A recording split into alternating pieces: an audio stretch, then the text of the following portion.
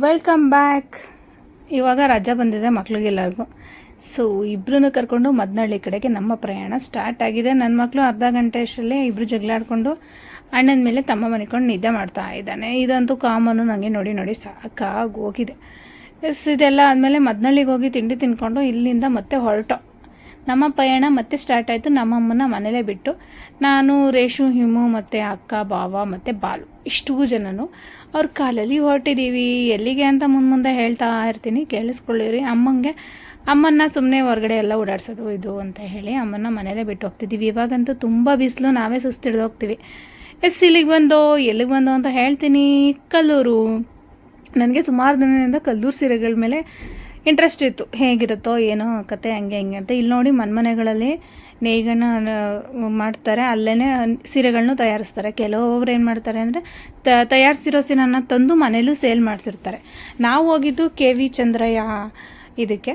But ಇಲ್ಲಿ ಏನು ತುಂಬ ಕಡಿಮೆ ಬೆಲೆ ಅಂತನೂ ಅಲ್ಲ, ಜಾಸ್ತಿ ಬೆಲೆನೂ ಅಂತನೂ ಅಲ್ಲ, ಒಂದು ಮೀಡಿಯಮ್ ಇದು ರೇಂಜು. ಆ್ಯಂಡ್ ನೋಡಿ ಇಲ್ಲಿರೋ ಫುಟ್ವೇರ್ಸಲ್ಲಿ ಇವುಗಳು ನೋಡ್ಬೋದು, ಚಪ್ಪಲಿಗಳ. ಇಲ್ಲೇ ಎಷ್ಟೊಂದು ಸ್ಲಿಪ್ಪರ್ಸ್ ಇದೆ ಅಂದರೆ ಇಷ್ಟೆಲ್ಲ ಒಳಗಡೆ ಜನಗಳೆಲ್ಲರೂ ಇದ್ದಾರೆ. ಅಲ್ಲಿ 3 ಫ್ಲೋರಲ್ಲಿ ಅಲ್ಲೆಲ್ಲ ಸೇರ್ಕೊಂಡಿದ್ದಾರೆ. ಇಲ್ಲಿ ಹೋದ ತಕ್ಷಣವೇ ಫಸ್ಟ್ ನಮ್ಮ ಹತ್ರ ಲಗೇಜ್ ಇದ್ದರೆ ಅಲ್ಲೇ ಇಡಿಸ್ಬಿಡ್ತಾರೆ. ಅದಕ್ಕೆ ಏನಾದರೂ ಸೇಫ್ಟಿಯಾಗಿ ಇಟ್ಟಿರ್ತಾರೆ, ಯಾಕಂದರೆ ಇಲ್ಲಿಂದ ಏನಾದರೂ ನಾವು ಅಬೇಸ್ ಮಾಡ್ಕೊಂಡು ತೊಗೊಂಡೋಗ್ಬಾರ್ದು ಅನ್ನೋ ಕಾರಣಕ್ಕೆ. ಇಲ್ಲಿಂದ ಹೋದ ತಕ್ಷಣವೇ ಯಾವ ರೂಮ್ಗಳಲ್ಲಿ ಅಂದರೆ ಮನೆ ಥರ ಟೈಪ್ ಮಾಡಿಬಿಟ್ಟಿದ್ದಾರೆ. ಅದನ್ನು ಏನು ಮಾಡಿದ್ದಾರೆ, ದೊಡ್ಡ ರೂಮ್ ಥರ ಇದೆ, ಅಲ್ಲೆಲ್ಲ ಇಷ್ಟು ಪ್ರೈಸಿಂದು ಸೀರೆಗಳು ಇಲ್ಲಿ ಸಿಗುತ್ತೆ ಅಂತ ಹಾಕ್ಬಿಟ್ಟಿದ್ದಾರೆ. ಸೊ ಕಸ್ಟಮರ್ಗಳಿಗೆ ಇದೇ ಬೇಕಾಗಿಲ್ಲ, ಏನದು ಕನ್ಫ್ಯೂಷನ್ನೇ ಬೇಕಾಗಿಲ್ಲ, ಎಲ್ಲೆಲ್ಲಿ ಎಷ್ಟೆಷ್ಟು ಸಿಗುತ್ತೆ ಅಂತ ಅಲ್ಲೇ ನೋಡಿಕೊಂಡು ತೊಗೋಬೋದು. ಸರಿ ಓಕೆ ಅಂತ ಹೇಳಿ ನಾನು ಸೀರೆಗಳನ್ನ ತೊಗೊಳಕ್ಕೆ ಹೋಗಿದ್ದ. ರೇಷ್ಮೆ ಸೀರೆಗಳನ್ನೇ ತೊಗೋಬೇಕು ಅಂತ ಇಷ್ಟ ಇತ್ತು. ನೋಡೋಣ ಏನು ಪರ್ಚೇಸ್ ಆಗುತ್ತೆ ಅಂತ ಹೇಳಿ ಫೈನಲ್ಲಾಗಿ ಕೆಲವೊಂದೆರಡು ಸ್ಯಾರಿಗಳನ್ನ ಪರ್ಚೇಸ್ ಮಾಡ್ದೋ. ಏನು ಗೊತ್ತಾ, ನೋಡ್ತಾ ಯಾವ ಸೀರೆ ಬೇಕು ಅನ್ನೋದೇ ನಮಗೆ ಗೊತ್ತಾಗಲ್ಲ, ಅಷ್ಟು ಕನ್ಫ್ಯೂಷನ್ ಆಗುತ್ತೆ. ಆ್ಯಂಡ್ ಆ ಕಲರ್ ಇದೆ, ಈ ಕಲರ್ ಇದೆ, ಅದೆಲ್ಲ ಹುಡುಗಿರಿಗೆ ಕಾಮನ್ನು.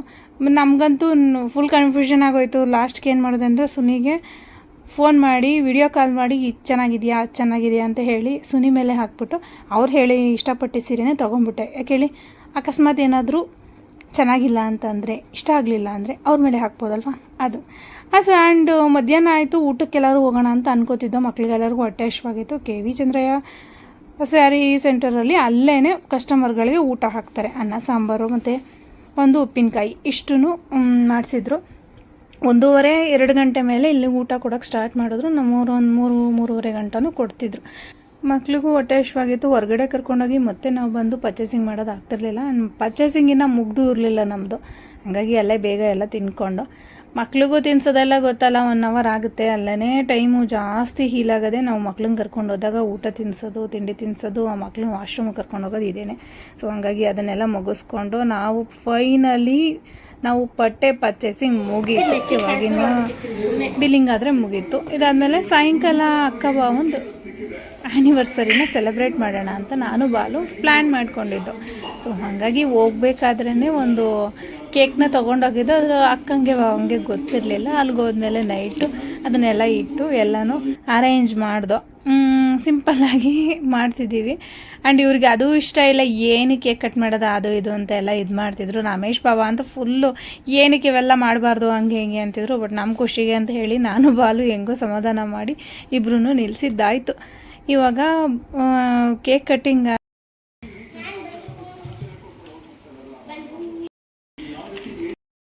Happy anniversary.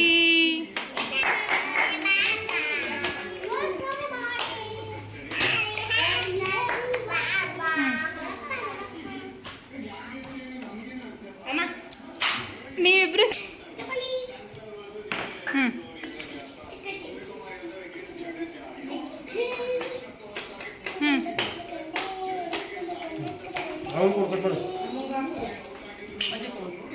ಅಜ್ಜಿಗೆ ಕಡೆ. ಹೀಗೆ ನಮ್ಮ ಅಕ್ಕ ಭಾವನ್ ಹ್ಯಾಪಿ ಆ್ಯನಿವರ್ಸರಿನ ಸಿಂಪಲ್ಲಾಗಿ ನಾವು ಹೋಗಿದ್ದು. ಅದು ಖುಷಿ ಆಯಿತು. ಎಲ್ಲರೂ ಸೆಲೆಬ್ರೇಟ್ ಮಾಡ್ತು. ಒಂದು ಒಳ್ಳೆ ಗ್ರೂಪ್ ಫೋಟೋ ತೊಗೊಳ್ಳೋಣ ಅಂತ ಹೇಳಿ ಇಷ್ಟು ಜನನೂ ಬಂದು ಒಂದು ಒಳ್ಳೆ ಗ್ರೂಪ್ ಫೋಟೋ ತೊಗೊಂಡು ಇದಂತೂ ಲೈಫ್ ಲಾಂಗ್ ಮೆಮೊರಿಯಾಗಿ ಉಳಿಯುತ್ತಲ್ವ. ಸೊ ಹಾಗಾಗಿ ಹ್ಯಾಪಿ ಆ್ಯನಿವರ್ಸರಿ.